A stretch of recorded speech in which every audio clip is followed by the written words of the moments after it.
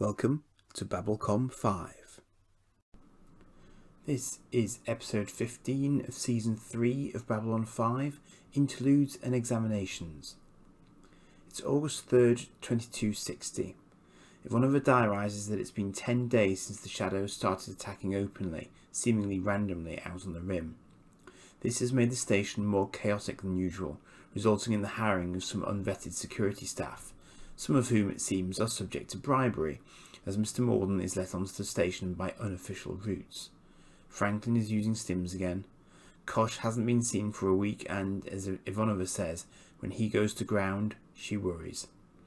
Londo has ordered Veer to book the biggest suite he can find and fill it with flowers for the arrival of Adira, who, as he notes, he hasn't seen for some time, since season 1 in fact. Elsewhere, Mr. Morden reclaims his bribe and enters some quarters where his shadows keepers decloak. The Brukiri are seeking help from Sheridan to battle the shadows, but as they note, they are depleted from the conflicts the shadows provoked them into with their neighbours, and so less able to respond to the shadows now. Sheridan, of course, cannot do anything to get Earth on side, and wonders if this situation was always the shadows' intent, because their overall intent is not clear. The Game Ambassador is also in the room because they are nearest to the Brukiri. They have yet to be attacked, and so are keeping a low profile in the hope they won't be, but if Sheridan can show he has power equal to the shadows, they may consider helping the Brukiri. In Medlab, Franklin is having a head-to-head with another doctor and issues an order that puts a patient in jeopardy before countermanding it and suggesting he never made a mistake in the first place, whilst Garibaldi also tries to get his attention for one of his injured. Franklin loses it with all concerned, clearly struggling to cope. Londo thinks back to Adira's first visit. The flashbacks, as they sometimes are in Babylon 5, are in black and white, and remind us of the depth of feeling that he had for Adira, setting her free from slavery in the hope that she would one day come back to him. The soundtrack is also reminiscent of the earlier series.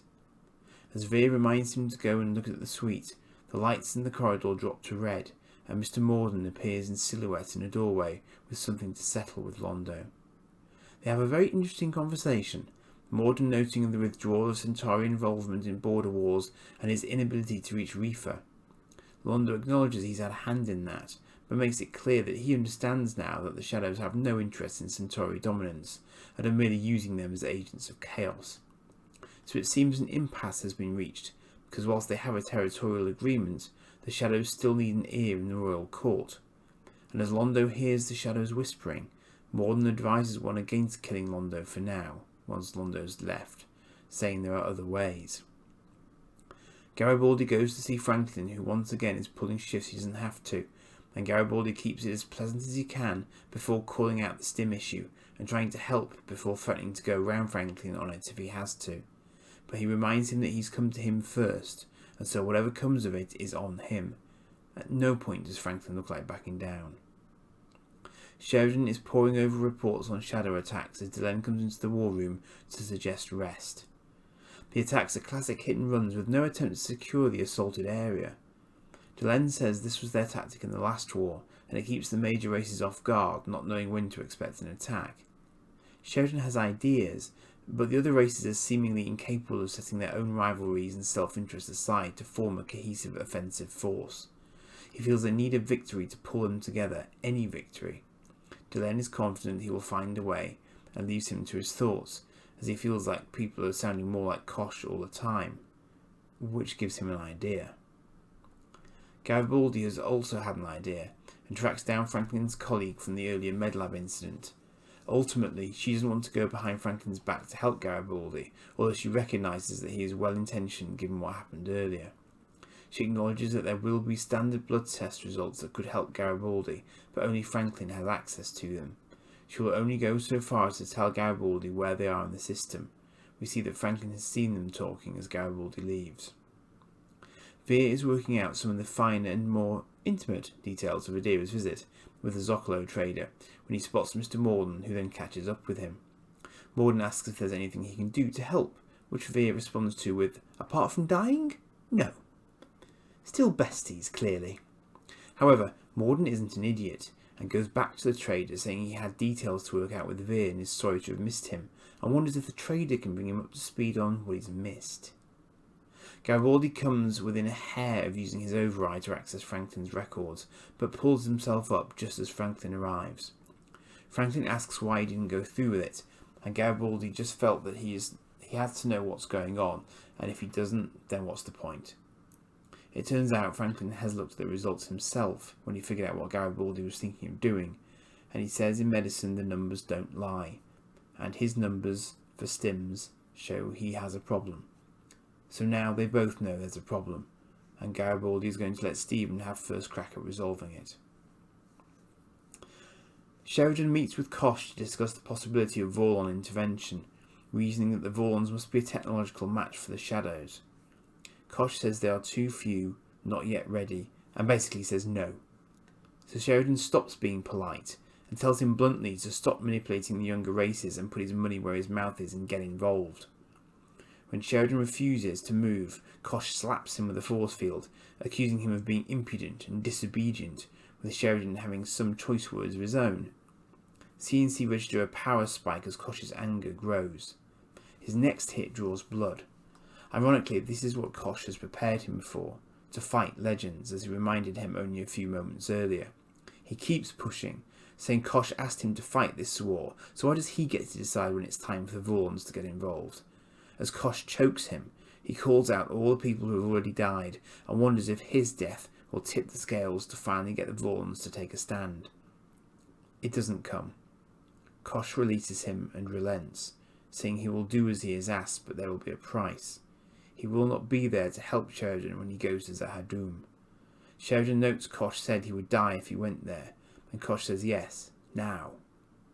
Sheridan interprets this as Kosh now refusing to help when the time comes, but Kosh says he doesn't understand, but he will. In the war room, Ivanov reports the Bracaria being hammered again, but Kosh fulfills his promise just as the ambassadors arrive, and we see a range of Vorlon ships jump in on the Shadow fleet. The larger ships, like Kosh's transport, pulse their beam weapons to seemingly boil the Shadow capital ships from the inside, whilst their fighters swarm their capital ships as they launch Shadow fighters to try and hold the Vorlons back. A Shadow vessel strikes a Vorlon ship's tendril, but just blows a small piece off. As it becomes apparent that the Vorlons are coming out on top, Sheridan gets the tacit approval of the game to help the Bracaria. Londo awaits Adira with Veer. Veer is happy that he is happy, for the first time in a long time. Yet she doesn't come off the transport, the last man off shaking his head when asked if anyone else is left behind him. As Veer and Londo approach, Franklin's colleague is stretching a body towards them, and it's hers. No sign of trauma or violence, and we flash back to Londo telling Reefer of his use of poison. And so Londo, grief-stricken, asks the doctor to check for poison when she does her post-mortem. Veer tries to comfort him, but he breaks away from him, inconsolable, as the scene switches to the Vorlon fleet heading back into hyperspace victorious. Morden pays the last man off the ship, presumably the assassin, given that he would have found out earlier when Adira was due, and is then told something by another individual that seems to cause him concern before his expression hardens and becomes quietly confident again. The word of the Vorlon attack has spread, and Ivanova says every ambassador is signing on. Sheridan wants to go to Kosh, but Ivanova knows it's 2 a.m. and Sheridan is exhausted. Good news can wait. So he sleeps. But Mr. Morden isn't sleeping, and he picks his way into Kosh's quarters, letting his associates in the process. Sheridan dreams of his father, but as with Jakar, it's really Kosh, come to apologise for his earlier stubbornness and actions, encouraging Sheridan to fight his war as he sees fit, as Morden's shadows tear into Kosh's encounter suit. Sheridan's father clutches his stomach, telling Sheridan not to blame himself for what he will later find out, regretting not having told him more. Kosh says he will always be here when Sheridan is, as a ring of energy passes down the length of the station. Morden leaves the smoking ruin of Kosh's encounter suit, as Sheridan wakes, shouting Kosh's name. Garibaldi can find no evidence of who is involved, but Kosh's quarters look like a battle zone. The mangled helmet of Kosh's suit lies on Sheridan's desk. Somehow the Vorlons already know, but have asked that the news be kept secret so as not to endanger the new alliance. As Kosh was often not seen for long periods of time, Delenn says the Vorlons will have time to send a replacement. Sheridan realises now that Kosh's reaction earlier was not out of anger, but out of fear, because he knew what would happen when the Vorlons took action against the Shadows. He could just never imagine it, of Kosh being afraid of anything. Delenn says the Vorlons have made one other last request, that Kosh's remains, everything that was his, be placed into his ship. Londo confirms it was poison that killed Adira, and Mr. Morden is there with him, twisting the reality of the situation to suit his ends by suggesting Reefer was looking to settle scores with Londo by ordering Adira's death. And so, in his pain of losing the love of his life, Londo renews his arrangement with Morden to seek revenge on Reefer and his associates and keep his people safe, content to watch the galaxy burn if that can be achieved. Franklin speaks to Sheridan and explains that in trying to do more of his job, he has lost himself, and performed his job worse into the bargain by using stims to keep himself busy and distracted from having lost himself. So he feels his best choice is to let go of the job so that he can try and find himself again before he makes a mistake that can't be fixed.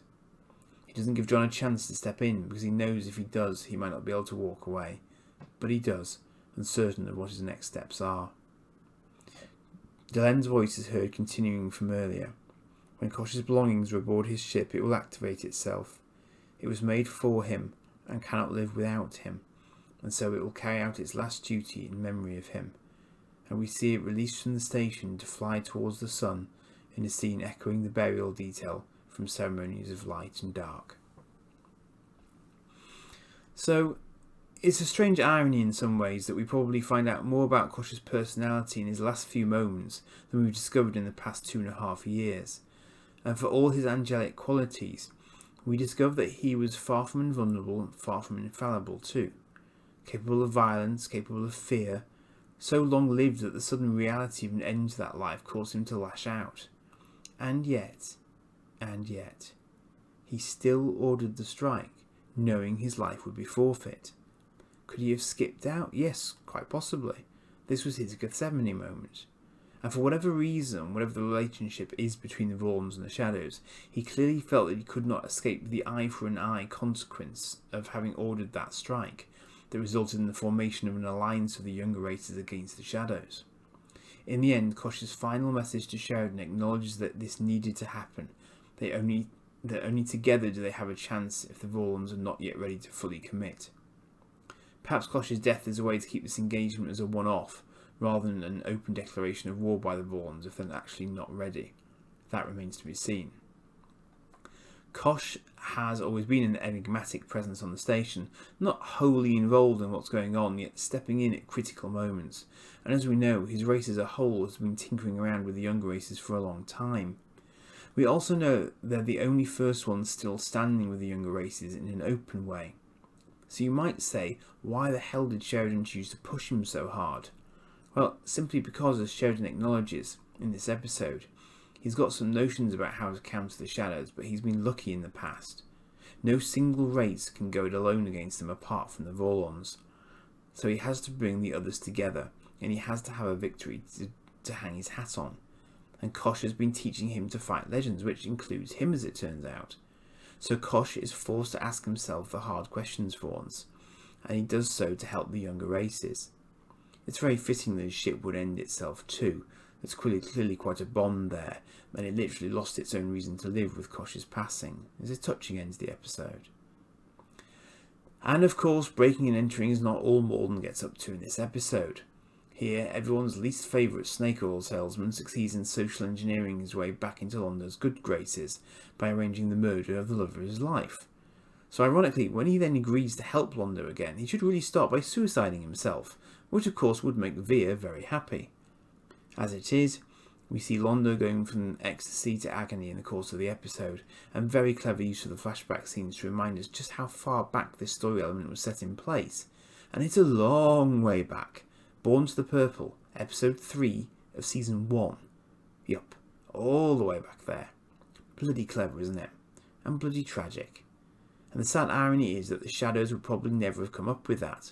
That's all on Morden, quite frankly. So I make that about 0.5 point for the Army of Light, 1.5 points for the Shadows this episode. This is a painful episode for Franklin too, of course, because he can no longer escape the fact that his stim use has become a crutch that he is using to help him use work as a blocker for the emptiness of his life outside of work, such as it isn't. Interesting that we see in this episode Ivanova telling Sheridan to get some rest, but Franklin doesn't really seem to have anyone to oversee his work-life balance, and as so many of us have done with working from home recently, so much the balance has distorted, and unfortunately Franklin's use of stims to keep himself running has now stopped him from working. Garibaldi understands substance abuse, although his stemmed from a slightly different reason, but his relationship with Franklin probably does come out okay, if somewhat bruised as a result of this episode through his attempts to help. Where Franklin goes from here doesn't seem very obvious at this point, but it clearly needs to be a case of physician heal thyself to some extent. Perhaps the only really bright moment in this episode, unless you count the rather lovely exchange between Kosher, Sheridan's father, and Sheridan, which is pretty bittersweet in the context, is the Vorlons handing the Shadows their heads in space combat. While it's not clear if this was a one-off, we see here several sizes of Vorlon cruiser and fighters and different colorations to Kosher's ship and other Vorlon ships we've seen before. Now, we don't know if there are lots of Vorlons or very few, but we do know their ships are sentient to some degree, so I wonder if these were flying under their own control, or actually had Vorlons at the helm, or perhaps the Vorlon was just controlling the largest and guiding the rest from there. In any event, their armour is clearly impressive if it can take a Shadow vessel hit, and their beam weapons can clearly defeat the Shadow's armour, so you can see why active involvement from the Vorlons would be a concern to the Shadows, and has ended their conflicts before, one assumes. So as Sheridan noted, this does beg the question of why the Shadows are doing what they're doing if territory isn't what they're looking for. And if the Vorlons can go toe-to-toe with them in this fashion, why haven't they challenged them whilst they were gathering strength again? It may well be that there simply aren't that many Vorlons left, so they feel they can't commit, and maybe Kosh being killed reminds them that the Shadows can and indeed will kill them if they interfere. We're just left with the impression that we're not getting the bigger picture at this point. So here we are then, a new alliance in place and an older one renewed, well-established characters lost, and an ominous warning that if Sheridan goes to the Shadows' home planet, he will die. And the next couple of episodes you do not want to miss. That's all for now. Bye.